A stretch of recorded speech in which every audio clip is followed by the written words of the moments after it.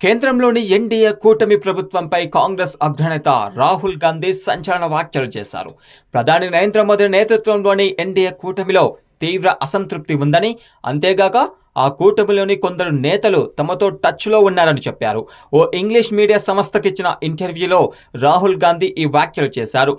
కేంద్రంలోని ఎన్డీఏ కూటమి నేతలు కొందరు తమతో టచ్లో ఉన్నారని చెప్పిన రాహుల్ అందుకు సంబంధించిన వివరాలు మాత్రం వెల్లడించలేదు. మోదీ నేతృత్వంలోని కూటమి మనుగడ కోసం ఇబ్బంది పడే అవకాశం ఉందన్నారు. అది బలహీనంగా ఉండడంతో ఏ చిన్న సమస్య వచ్చినా ప్రభుత్వాన్ని కూల్చేయవచ్చని చెప్పారు రాహుల్ గాంధీ. ఇక ఎన్నికల సమయంలో మోదీ చేసిన వ్యాఖ్యలపైన విమర్శలు గుప్పించారు రాహుల్.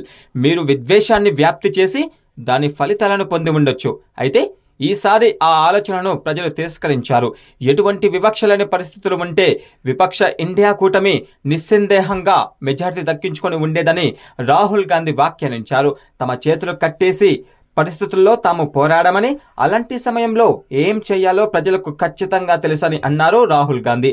ఇక 2014, 2019 సార్వత్రిక ఎన్నికల్లో బీజేపీ స్వయంగా మెజార్టీ సాధించిన విషయం తెలిసిందే.